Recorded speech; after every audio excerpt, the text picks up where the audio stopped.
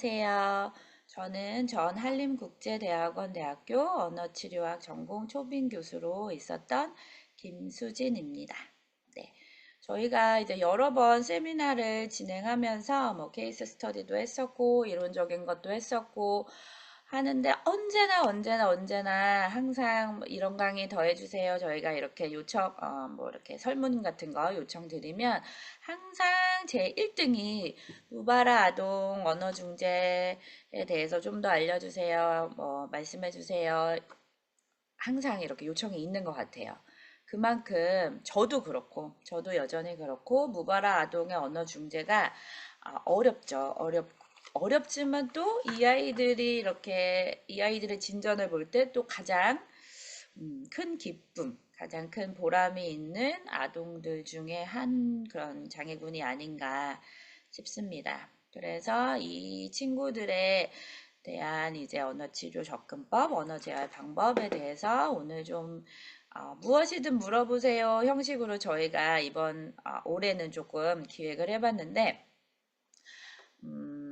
한 가지 말씀드리자면 질문이 좀 구체적이면 구체적일수록 제가 답변해 드릴 수 있는 부분이 더 많고 제가 조금 더 고민하게 되는 것 같아요. 그런데 질문 자체가 이제 뭐 이렇게 막 브로드하게 그냥 되게 일반적인 질문이 되면 저도 좀 일반적인 이야기까지밖에 드릴 수 없지 않나 그런 생각을 좀 해봤어요. 그래서 일단 무바라. 무바라란 뭘까요? 많이들 알고 계시죠? 무바라는 어떤 친구들을 우리가 무바라라고 하나요? 한마디도 못하는 친구들? 뭐 말을 안 하는 친구들? 이 친구들 무바라라고 하나요?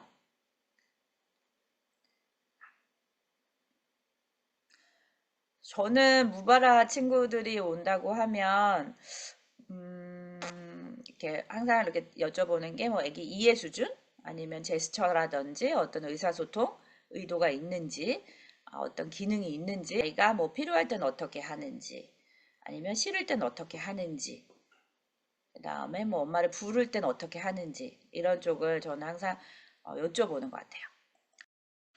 그럼 무발랄한 어떤 친구들일까 우리가 봤을 때 뭐 말을 한마디도 안 하는 친구 뭐 그런 친구들도 포함이 되겠지만 일단은 뭐 여러 가지 분야에서 뭐랄까 정의를 해볼 수 있을 것 같아요. 그래서 의미 있는 발화가 없는 친구 어떤 친구들은 막 이렇게 자공 같은 거를 사용하는 경우가 있어서 부모님들이 우리 애는 무발화는 아니에요. 이렇게 말씀하시는 부모님들도 계시거든요. 그랬을 때 그게 의미 있는 발화인지 아니면 뭐 주 양육자가 아닌 다른 타인과도 의사소통이 가능한 그런 발화인지 한번 확인해 보시고 부모님하고 이렇게 이야기해 보시면 좋을 것 같아요.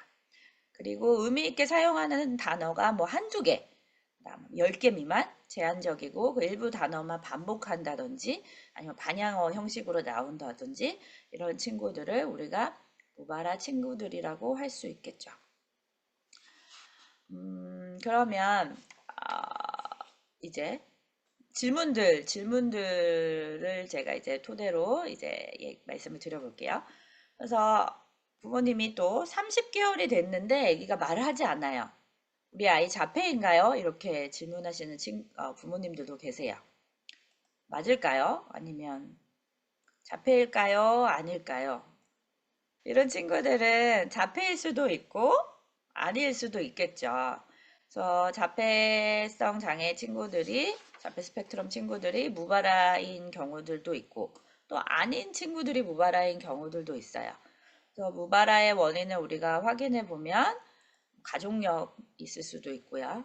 그 다음에 신체적 질환, 뭐 난청이라든지 구개 파열이라든지 어떤 구조적인 신체적 질환 친구들이 있을 수도 있고 우리가 많이 알고 있고 많이 고민하는 의사소통 의도가 매우 낮은 이제 ASD 친구들이 있을 수도 있고 그다음에 어떤 의사소통 의도나 그런 동기, 의사소통 기능은 어느 정도 있지만 심도의 지적장애, 그래서 운동 기능이 많이 저하되어 있거나 그런 친구들이 또 말산출이 어려운 심도의 지적장애 친구들도 있고, 그 다음에 말운동 이쪽에서 프로그래밍이나 이런 계획에서 어려움이 있는 말 실행증 친구들도 있고, 그다음에 다른 뇌손상으로 인해서 다른 구조적, 인지적 결함에 동반된 친구들도 있고, 이게 복합적으로 다 이루어진 친구들도 있어요. 그러면 이 친구가 ASD 아동이에요, 아니에요, 이렇게 구별할 짓는 어떤 특징들이 있죠. 그래서 무발화라고 해서 무발하기 때문에 아이가 ASD라고 우리가 특정 짓진 않아요. 그래서 제가 지금 말씀드리고 싶은 거는 아이가 ASD냐 아니냐가 중요한 문제는 아니라는 거예요. 그래서 그 아이가 심도의 지적장애 친구이던 ASD 친구이던 아니면 어떤 뭐 청각장애 친구들 중에 초기에 어떤 제대로 된 이런 청각적 자극이 못 일어난 안 일어난 친구들은, 그러니까 유사자폐 아이들처럼 상호작용이 늦는다든지 아니면 의사소통에 어려움을 겪는 경우들이 있거든요. 그래서 이 아이가 ASD냐 아니냐로 접근을 하는 게 아니라 이 아이가 갖고 있는 그런 의사소통 특징이 어떤 것이냐에 따라서 우리가 도와줄 부분을 도와줄 수 있다라고 말씀드리고 싶어요. 네.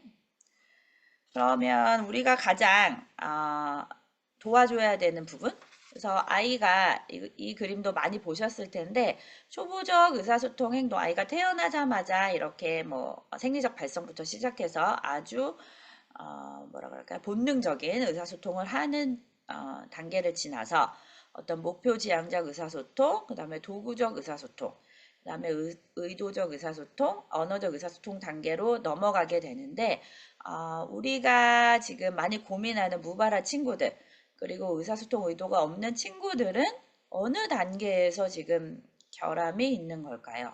그래서 우리가 도와줘야 되는 단계는 바로 이 도구적 의사소통에서 의도적 의사소통으로 넘어오는 이 단계에 우리가 이제 언어치료사들이 많이 개입을 하게 되는 단계이죠. 그래서 우리가 제일 또 어려워하는 단계이기도 하고요. 질문들이 많이 있으셨던 것 중에 하나가 평가였어요. 그래서 무발화 아동의 평가는 어떻게 하면 좋을까요? 그래서 제가 학생들에게도 늘 강조하는 부분이긴 한데, 평가와 중재는 어쨌든 무엇을 평가할 거고 어떻게 평가를 할 건지 우리는 계획이 잘 서 있어야 해요. 그래서 평가를 먼저 보면 무엇을 평가할 건지, 그다음에 그 무엇을 평가는 어떠한 방식으로 평가할 건지 확인을 해야 합니다. 그래서 의사소면 이러한 평가는 우리가 어떻게 할 수 있을까요? 제가 무엇을 평가하고 어떻게 평가하는 것이 중요하다고 했는데 어떻게 평가를 할 수 있을까요? 공식 검사에서 많이 확인되지 않는, 자연스러운 의사소통 환경에서 확인되지 않는 것들을 우리가 비공식 검사에서 꼭 확인을 하시고 이에 대한 분석도 이루어져야 합니다. 우리가 평가를 했어요. 평가를 했으면 장단기 계획은 어떻게 세워야 할까요? 우선적으로 고려해야 되는 점은 무엇일까요? 이런 질문들도 많이 주셨어요.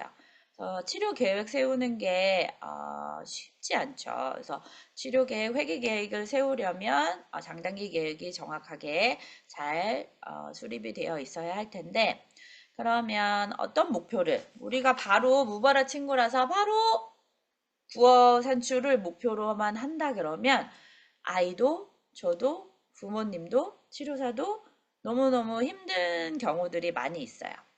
그래서 조금 목표를 상호작용 목표, 그다음에 기능 목표, 그다음에 어떤 수단, 그다음에 수용 언어, 표현 언어, 그다음 언어가 아니고 말로만, 말 산출 쪽에만 목표. 그래서 조금 더 목표를 세분화해서 장단기 계획을 해보시는 게 좋을 것이고, 지금 아이가 할 수 있는 베이스라인을 기초로 우리가 평가를 했잖아요.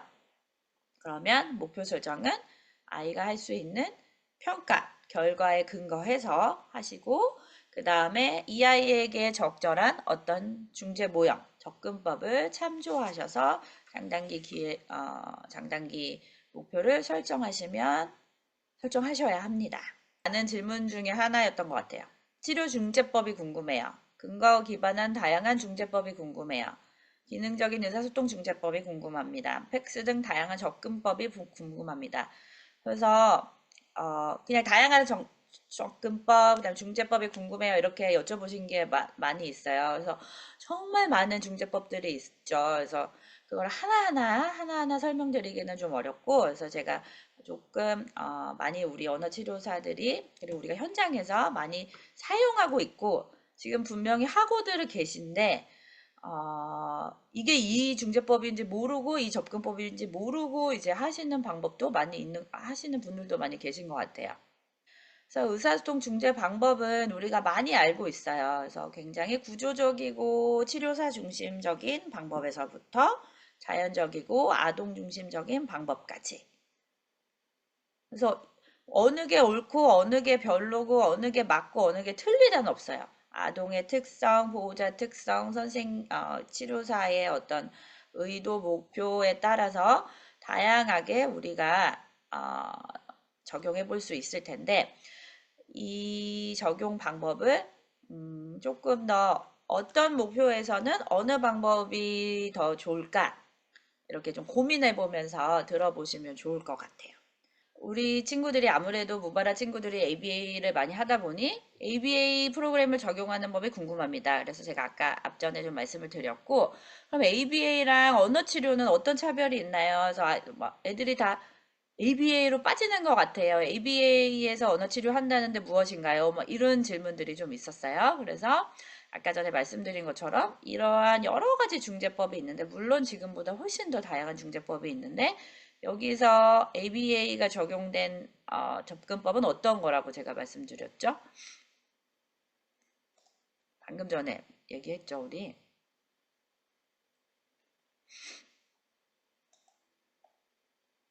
네, 시간이 없는 관계로 빨리. 그래서 DTT 당연히 ABA 방법 중에 하나고, 그 다음에 팩스도 ABA 방법 중에 하나고, 그 다음에 네, PRT, ESDM 이런 식으로 네 맞아요. 그래서 이런 아이들이 ABA 기반 접근법 중에 하나인데 이를 통해서 뭐 행동 중재를 하기도 하고 언어 중재를 하기도 하고 그래서 ABA에서는 언어도 하나의 어떤 행동으로 보는 거예요. 그래서 여러 가지 기술 중에 우리가 언어도 행동으로 보는 거고, 언어 치료는 언어 자체, 의사소통 능력 향상만 우리의 목표를 보는 거고, ABA의 가장 큰 특징은, 뭐라 그럴까, 목표 행동을 이제 강화하고, 그 다음에 문제 행동을 감소시키는 거죠. 그러면, 네. 그 다음 질문이 있었어요. 의사소통 의도, 동기가 없는 친구들은 어떻게 동기 유도를 할 수 있는가요? 우리가 아까 도구적 의사소통 단계에서 의도적 의사소통 단계로 넘어오는 게 가장 힘들다고 했잖아요. 그래서 의도가 동기가 없어요. 어떻게 유도할까요? 아예 어떻게 주의를 끌 수 있을까요? 이런 질문이 두 번째로 많았던 것 같아요. 아까 제가 두 번째라고 했나? 첫 번째? 첫 번째, 두 번째. 그러니까 상위 탑3에 있었던 것 같아요. 뭐 이런 친구들이 너무 많기 때문에. 이런 친구들은 어떻게 할 수 있을까요? 답을 드리자면 할 수 없어. 할 수 없어요. 아이가 동기가 없고 의도가 없는 애를 내가 억지로 끌어올 수는 없거든요. 기다려야 돼요. 기다려주기. 기다리기. 그래서 나도 못하고 엄마도 못하고 선생님들도 잘 못하는 기다리기. 왜냐면 우리는 막 40분, 50분 안에 한도 내에서 내가 준비했던 모든 거를 애기한테 쏟아붓고자 하는 그런 열망과 욕구와 의지가 있기 때문에 이 기다리기를 못해요. 기다리기를 못하다 보니까 자꾸 의도를 끌어내고 동기 유도를 하려고 해요. 동기가 없는 애한테. 동기가 없지 않을 거예요. 분명히 뭔가 좋아하는 게 있고 의도하는 바가 있는데 우리가 그걸 기다리면서 관찰하기가 굉장히 어렵습니다. 그래서 아까 전에 제가 소개드렸던 PRT 방법을 내가 채택을 하고 있다. 라고 내가 이 PRT 방법 안에서 기다리고 있다. 이렇게 생각을 하면 조금 더 선생님들이 덜 불안하실 수 있을 것 같아서 이 방법을 다시 한번 네, 소개해 드려 봅니다. 마찬가지로 의사소통 기능 향상을 위한 중재법이 궁금합니다. 그래서 선생님들이 이제 질문하신 게 기능 향상법, 그 다음에 어떻게 말해요? 발화 터지게 해주세요. 말 트이게 해주세요. 이제 이런 질문들이 제일 많았죠. 간단한 초기 의사소통 기능 중 9개를 뽑아봤고 그거를 아이가 어떻게 하는지 우리가 알 필요가 있어요. 마찬가지예요. 그래서 아까 전에 이론적인 거를 다 설명을 드렸기 때문에 조금 빨리 나가면 이게 이제 제일 많이 질문하셨던 말트임 중재 방법, 말트임 방법, 발아트이게 해주세요, 말하게 해주세요, 어떻게 말하게 하나요? 뭐 이제 많은 100명의 선생님 중에 거의 뭐 반 이상의 선생님들이 질문해 주신 방법이에요. 그래서 그런데 아이가 어떤 단계에 있는지 확인을 하고 어떤 기능이 필요한지 그런 건 우리가 제일 잘 알고 있기 때문에 그거에 대해서 고민을 해보시고 중재 방법, 아까 전에 많이 말씀드렸던 그런 중재 방법을 채택해서 조금 지금보다 더 아이가 효과적으로 의사소통할 수 있는 방법을 유도를 해주시는 거죠. 마지막으로 이제 또 질문이 있었던 것이 부모 교육. 그다음에 가정에서 어떤 접근이 필요할까요? 부모 교육은 어떻게 하면 좋을까요? 부모님의 참여 유도 방법은 궁금합니다. 말씀하셨는데 이 하는 프로그램이 이제 부모 교육에 그러니까 부모님을 참여하게끔 하는 프로그램 중에 가장 우리가 손쉽게 채택할 수 있는 프로그램 중에 하나입니다. 그래서 이 한인 프로그램을 설명해 주셔도 되고 한인 프로그램에 있는 그 하나하나 전략을 부모님께 설명해 주시는 방법. 그래서 아까 전에 말씀드린 것처럼 이 프로그램은 기다리고 그 다음에 반복하고 열심히 놀아주고 이런 걸 강조하는 프로그램이에요. 5년도 저희 한림국제대학원 대학교에서 언어치료 석사 과정 선생님들을 모집하고 있으니까 5월부터 6월까지 많이 이렇게 지원을 해주시면 또 좋은 결과가 있을 것 같습니다. 그리고 저희 세미나에 참여해 보셨던 분들은 아시겠지만 이렇게 세미나 끝나고 저희가 만족도 설문조사를 링크를 보내드립니다. 그래서 여기에 이제 참여해 주시면 추첨을 통해서 상품도 드리고 있고요.